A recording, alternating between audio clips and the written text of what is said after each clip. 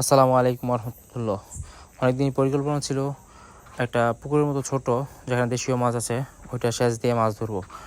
তো পরিকল্পনা অনুযায়ী আজকে সকালে মেশিন নিয়ে এসে লাগিয়ে দিলাম। তো মেশিনটা অনেকক্ষণ যাবৎ স্টার্ট হচ্ছিল না, তো অনেক কষ্ট করে স্টার্ট হয়েছে আলহামদুলিল্লাহ। তো আলহামদুলিল্লাহ মেশিন চলতে থাকে। তো মেশিনটা আসলে আমি স্টার্ট করেছিলাম, ভিডিও ম্যান ক্যামেরাম্যানের অভাবে আসলে ভিডিও করা হয় নাই। তো আস্তে আস্তে দেখতে দেখতে ছোটো একটা পুকুরের মতো, তো দেখতে দেখতেই পানি শুকিয়ে যাচ্ছে। তো এটা ছিল পাশে ছিল ইটা করা, তো ওইখানে ইট উৎপাদন করা হয়। তো ওইখানটায় ওনারা এসে বাধা দেওয়ায় এখানে ড্রেন করতে আমাদের সময় লাগছিল। তো মেশিনটা স্টার্ট করে আমরা ড্রেন করেছিলাম। মাঝখান থেকে দেখা যায় একটা ব্যাঙ দেখা যায়, যদিও মাছ পানি কমতে কমতে মাছ দেখা যাচ্ছিল না, ব্যাঙের দেখা পেলাম আলহামদুলিল্লাহ।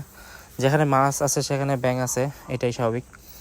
সো ওই অনুযায়ী আমরা এই যে ড্রেন পরিষ্কার করতেছিলাম।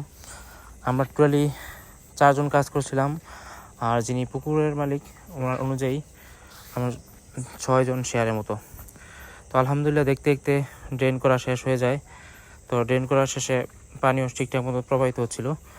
তো এই পর্যায়ে আমাদের পুকুরও আস্তে আস্তে দেখতে দেখতে একদম পানি শেষ করতে করতে কমে আসছিল।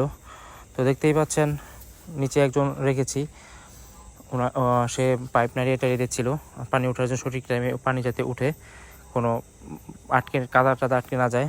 আর এদিকে মাছও দেখা যাচ্ছিল আলহামদুলিল্লাহ, তো বড় বড় মাছ নড়ছিল। যতই পানি কমছিল ততই মাছ দেখা পাচ্ছিলাম। তো আস্তে আস্তে খুশিও লাগছিল যে এত কষ্টের পরে মাছ ধরলাম। তো আলহামদুলিল্লাহ মাছ ধরা শেষ। মাছ ধরার মাঝখানে সবাই নেমে পড়েছিলাম, যার কারণে মাছ ধরার ভিডিওগুলো মুহূর্তগুলো দেখা হয় নাই।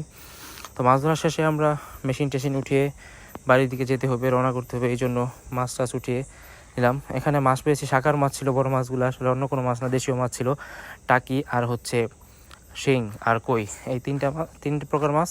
আর হচ্ছে শাকার মাছ, বড় বড় মাছগুলো ছিল শাকার মাছ। তো আলহামদুলিল্লাহ যাই পেয়েছি আলহামদুলিল্লাহ।